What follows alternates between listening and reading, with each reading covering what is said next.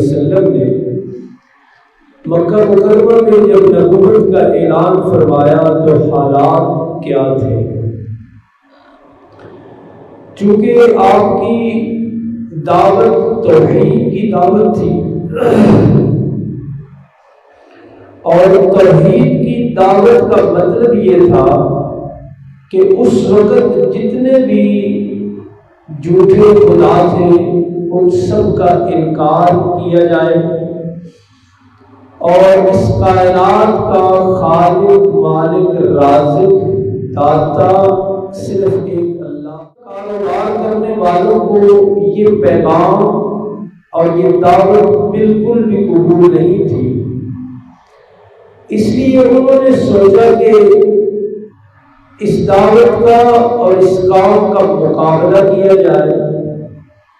چنانچہ مکی دور 13 سال کا مکی دور جو ہے وہ اسی بات کی گواہی دیتا ہے کہ مکہ کے مشرکوں نے اللہ کے پیغمبر صلی اللہ علیہ وسلم کے ساتھ کس طرح دشمنی کی، کس طرح جنگ جاری رکھی اور کس طرح لڑائی پر آمادہ ہوئے۔ ان کی ساری جنگ اور ساری لڑائی اس بات پر آ کر ٹھہری کہ وہ قرآن حکیم کو ماننے کے لیے تیار نہیں تھے۔ اس حوالے سے ہم نے پڑھا، کبھی کہتے یہ کسی نے گھڑا ہے، کبھی کہتے اسے چینج کرو، کبھی کہتے اسے سنو ہی نہ، اس میں شور بچا دو۔ ان کی طرف سے یہ دشمنی جاری و ساری رہی، لیکن قرآن اپنا کام کرتا رہا۔ قرآن حکیم سے دل منور ہوتے رہے، دل بدلتے رہے، روشنی ہوتی رہی، نور پھیلتا رہا، لوگوں تک ہدایت اور توحید کا پیغام پہنچتا رہا۔ خوش قسمت اور خوش بخت لوگ اللہ کے کلام سے اثر پذیر ہوتے رہے۔ ان کی دشمنی تو جاری رہی، لیکن قرآن کا اثر بھی اپنی جگہ پہ جاری و ساری رہا۔ قرآن حکیم ایک پہلو کی طرف توجہ دلاتا ہے کہ قرآن کے اثر اندازی کا یہ جو پہلو تھا، یعنی قرآن اثر کر رہا ہے، یہ صرف اس بات تک محدود نہیں تھا کہ انسان قرآن کے اثر میں آ رہے تھے، قرآن کی بات مان رہے تھے۔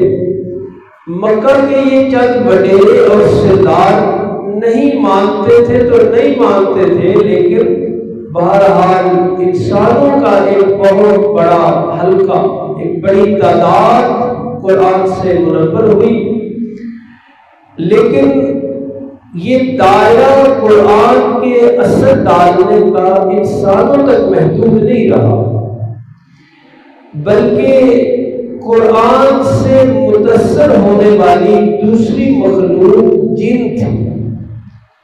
قرآن حکیم نے ذکر کیا خود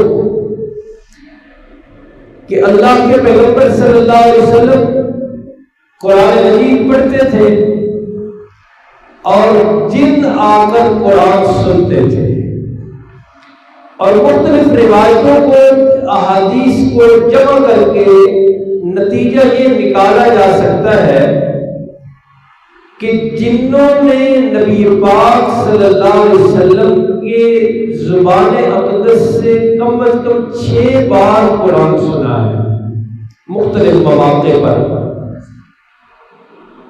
جن میں سے 2 بڑے مشہور واقعہ ہیں۔ ایک یہ کہ جب آپ طائف تشریف لے گئے تھے تو واپسی پر ایک جگہ آپ نے تھوڑی دیر قیام فرمایا، تو وہاں تہجد کی نماز آپ پڑھ رہے تھے، تو وہاں دوران نماز جنوں کا ایک بڑا گروہ قرآن حکیم سننے کے لیے پہنچا۔ اور دوسرا واقعہ بخاری مسلم میں موجود ہے کہ عکاظ کا ایک میلہ لگا کرتا تھا، وہاں رسول اللہ صلی اللہ علیہ وسلم دعوت توحید پہنچانے کے لیے وہاں بھی تشریف لے جاتے تھے۔ تو وہاں تشریف لے جانے لگے تھے تو راستے میں آپ نے نماز پڑھی۔ اس کے بارے میں روایتیں مختلف ہیں کہ فجر کی نماز تھی یا تہجد کی نماز تھی یا عشاء کی نماز تھی۔ بہرحال اس نماز کے دوران بھی جنوں کا ایک گروہ آیا اور انہوں نے قرآن سنا۔ وہ کون سی سورت تھی، وہ کون سی آیات تھی، روایات یہ نہیں بتاتی، یعنی کسی حدیث میں واضح طور پہ یہ نہیں آیا کہ آپ تلاوت کس سورت کی کر رہے تھے۔ بس اتنا ہی ہے کہ آپ نے قرآن سنا، آپ نے قرآن پڑھا اور جنوں نے قرآن سنا۔ قرآن حکیم میں یہ دو جگہ پہ اللہ نے ذکر کیا ہے یہی واقعہ۔ ایک ہے سورۃ الاحقاف، یہ 26واں سپارہ ہے اور اس کا آخری رکوع ہے، اس میں تذکرہ ہے اسی واقعہ کا کہ جن قرآن سنتے ہیں۔ اور دوسرا مقام ہے 29واں سپارہ، وہاں تو اس پوری سورت کا نام ہی سورۃ الجن ہے، اور وہاں اللہ اپنے محبوب مکرم نبی محتشم صلی اللہ علیہ وسلم کو فرماتے ہیں کہ میرے محبوب آپ بتائیے، قل آپ فرما دیجیے، آپ یہ واقعہ اپنے صحابہ کو سنائیے۔ تو دو جگہ پہ یہ واقعہ بیان ہوا اور دونوں جگہ پہ واقعہ بیان کرنے کا مین مقصد یہ ہے کہ مکہ کے سرداروں، مکہ کے نافرمانوں، وڈیروں، اگر تم اللہ کی کلام کی قدر نہیں کر رہے، اللہ کی کتاب کو نہیں سمجھ رہے، کلام الہی کو نہیں مان رہے اور اس پر آمادہ نہیں کہ اپنے سر، اپنی گردنیں قرآن کے سامنے جھکاؤ، تو کوئی بات نہیں، قرآن کی شان میں کوئی فرق نہیں، قرآن کے مقام میں کوئی فرق نہیں، لیکن اتنا تو غور کرو، اتنا تو دیکھو کہ تم سے زیادہ جابر اور تم سے زیادہ سرکش مخلوق جن وہ قرآن سن بھی رہے ہیں، قرآن ان پہ اثر بھی ڈال رہا ہے، قرآن ان کے اندر چینجنگ بھی لا رہا ہے، قرآن ان کی کایا بھی پلٹ رہا ہے، قرآن ان کے اندر انقلاب برپا کر رہا ہے۔ اور کتنا انقلاب، کتنی بڑی تبدیلی، کتنی بڑی چینجنگ اور کتنا گہرا اثر کہ صرف وہ مسلمان نہیں ہوئے بلکہ اللہ کا قرآن کہتا ہے کہ وہ مبلغ بن گئے، دوسروں کو راستہ دکھانے والے بن گئے، اتنا اثر ہوا ان پہ۔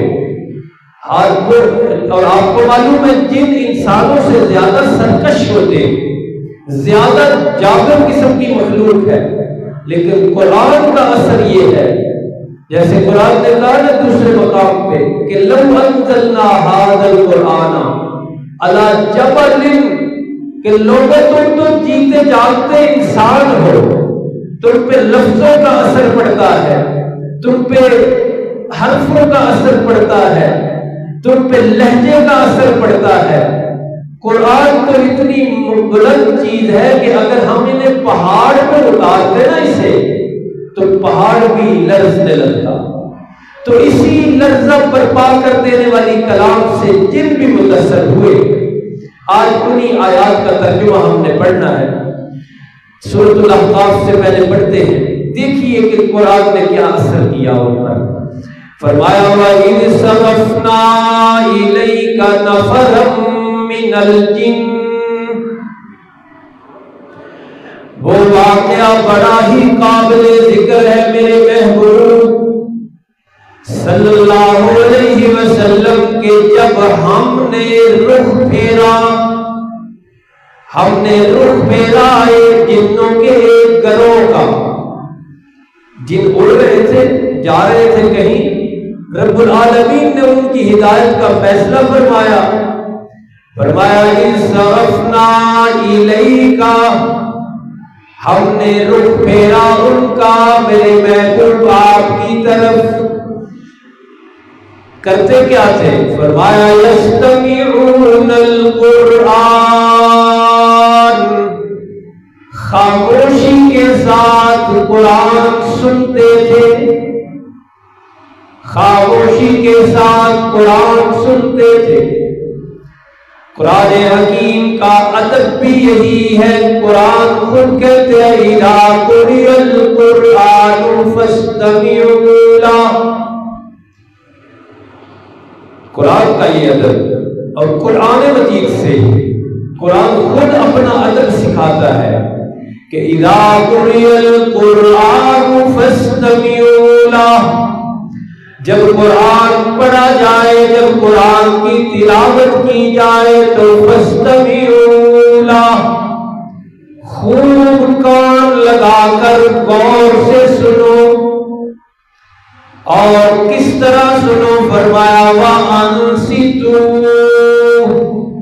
اس وقت تمہاری زبانیں لرزنا ہل رہی ہوں، خاموش ہو جاؤ۔ اِذَا قُرِئَ الْقُرْآنُ فَاسْتَمِعُوا لَهُ وَأَنصِتُوا، لیکن دو لفظ بولے اللہ نے، سنو اور خاموش رہو، یہ قرآن کا ادب ہے۔ قرآن نماز کے باہر پڑھا جائے تب بھی یہی ادب، قرآن نماز میں پڑھا جائے تب بھی ادب۔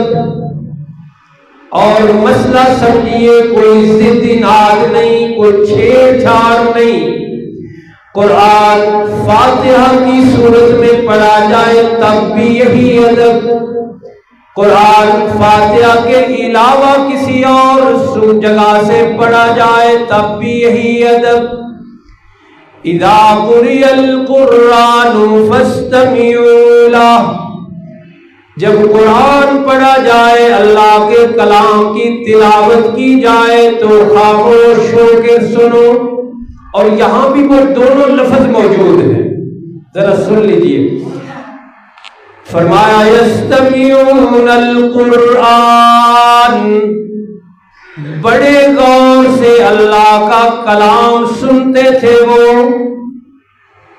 دیکھیں قرآن کا ادب، پہلے دن اللہ کے کلام کی ہیبت یہ اتنی تھی، کلام الہی کا روح بھی اتنا تھا، اور پھر مزہ تو یہ ہے کہ اللہ کے نبی پڑھ رہے تھے کلام اللہ کا، اور قاری رسول اللہ، کتنا مزہ ہوگا۔ پہلی محفل، پہلی مجلس، پہلی بار ملاقات ہے، اللہ سچا منظر کشی فرما رہا ہے کہ یستمعون القرآن، قرآن خاموشی سے اور غور سے سنتے تھے، اور دوسروں کو بھی کہا۔ دیکھیے لفظ، فرمایا فَلَمَّا حَضَرُوهُ، جب آپ کی مجلس میں آپ کے پاس پہنچے، قَالُوا أَنصِتُوا، ایک دوسرے کو بھی خاموش کروایا، کہنے لگے انصتوا، خاموش ہو جاؤ۔ تو یہ مسئلہ سمجھ لیجئے، کوئی ضد اناد نہیں ہے، جب بھی قرآن پڑھا جائے گا خاموشی ضروری اور غور سے سننا ضروری ہے، یہ قرآن کا ادب ہے۔ یہ دونوں لفظ قرآن سے ثابت ہے، تو دونوں پر عمل ضروری ہے، دونوں پر عمل ضروری ہے، اور یہ قرآن ہے۔ اس کے مقابل جابر اور سرکش قوم پہ اتنا اثر پڑا، قرآن کہتا ہے وَلَّوْا إِلَىٰ قَوْمِهِمْ مُنذِرِينَ، اپنی قوم کی طرف لوٹے تو اس حال میں کہ انہیں بھی تبلیغ کرنے والے بن کر پہنچے، جب واپس اپنی قوم کے پاس تو مبلغ بن چکے تھے۔ قرآن کی اشاعت کرنے والے بن چکے تھے، قرآن کی بات آگے پہنچانے والے بن چکے تھے۔ یہ ہے قرآن کا اثر۔ تو مکہ والوں کو مخاطب کیا جا رہا ہے کہ تم اس کی دشمنی پہ اترے ہوئے ہو، اس کی مخالفت پہ ادار کھائے بیٹھے ہو۔ اگر انزل من بعد موسیٰ، جو حضرت موسیٰ علیہ الصلوۃ والتسلیم کے بعد نازل ہوئی ہے، اور کرتی کیا ہے، کام اس کا کیا ہے، اثر کیا کرتی ہے؟ سب سے پہلی بات یہ کہ مصدقا لما بین یدیہ، قرآن اپنے سے پہلی آسمانی کتابوں کی تصدیق کرتا ہے کہ وہ بھی سچی تھی۔ قرآن کہتے ہیں تورات بھی اللہ ہی کی کتاب ہے، انجیل بھی اللہ ہی کی کتاب ہے، زبور بھی اللہ ہی کی کتاب ہے۔ ان کو جھٹلاتا بھی اللہ کی کتاب، زبور بھی اللہ کی کتاب، انجیل بھی اللہ کی کتاب۔ تو سب سے پہلے تو انہوں نے یہ بات جا کے بتائی کہ دیکھو اگر تم تورات کو مانتے ہو یا انجیل کو یا زبور کو، وہ مانتے تھے، جنوں میں بھی سارے پہلے مذہب بھی موجود تھے، اس لیے جو کتاب آئی ہے وہ بھی یہ کہہ رہی ہے کہ زبور بھی برحق، تورات بھی برحق، انجیل بھی برحق۔ اور اس کا اصل کام کیا ہے قرآن کا؟ مسلمانوں نے، آج کے مسلمانوں نے کیا سمجھا ہوا ہے؟ مردے بخشوا لیے، تیسرے پہ پڑھ لیا، 7ویں میں پڑھ لیا، 40ویں میں پڑھ لیا، یا کوئی بیمار ہو گیا اس پہ پڑھ لیا۔ اس سے زیادہ آج کا مسلمان قرآن کو مقام دینے کے لیے تیار نہیں ہے۔ آج مسلمانوں نے اسے ورد و وظائف کی ایک کتاب زیادہ سے زیادہ اتنا سمجھا ہوا ہے کہ تلاوت کریں گے ثواب ملے گا، ملے گا ضرور، یا یاسین پڑھیں گے بندہ جلدی جان دے دے گا، یا اپنی بنائی ہوئی یہ ساری رسومات جس کا میں نے ذکر کیا ان پہ پڑھیں گے تو مردے کو ثواب ملے گا۔ اس سے زیادہ مقام آج کے مسلمان نے قرآن کو نہیں دیا۔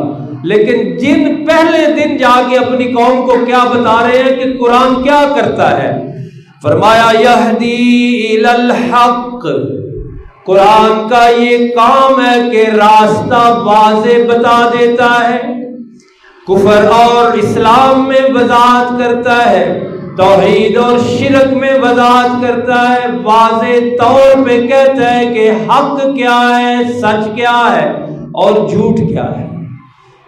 اور یہ بھی میں عرض کر دوں آپ کو، آج مسلمان اس زاویے سے قرآن کو پڑھنا بھی اس لیے نہیں چاہتے کیونکہ عقائد تو پہلے سے بنا رکھے ہیں، برادری کے لیول پر، محلے کے لیول پر، مسلکی لیول پہ عقیدے پہلے بنا رکھے ہیں۔ جب قرآن سنتے ہیں تو وہ تو ان کا ساتھ نہیں دیتا، پھر کہتے ہیں جی آپ کے لیے بس کا کام نہیں۔ پھر مولوی بھی سٹیجوں میں ممبروں میں بیٹھ کے کہتے ہیں یہ اللہ کی کتاب ہے، بڑی مشکل ہے، اتنے علوم چاہیے اس کے لیے۔ یہ جنوں نے کتنی کتابیں پڑھی تھی؟ یہ جن جو پہلے دن سیدھے ہوئے ہیں، یہ وہ 16 علوم پڑھ کے آئے تھے، پہلے دن سیدھے، پہلے دن ہدایت پر، پہلے دن اتنا بڑا اثر کہ صرف سیدھے نہیں ہوئے، مبلغ بنے ہیں، اشاعت کرنے والے بنے ہیں، قرآن پھیلانے والے بنے ہیں۔ تو قرآن کا کام یہدی الی الحق وَإِلَىٰ طَرِیقٍ مُسْتَقِیمٍ، سچ بتاتا ہے اور سیدھا راستہ دکھاتا ہے۔ خطاب جاری رہا، یا قومنا اجیبوا داعی اللہ، اے ہماری قوم، اللہ کی طرف بلانے والے جناب محمد الرسول اللہ صلی اللہ علیہ وسلم کی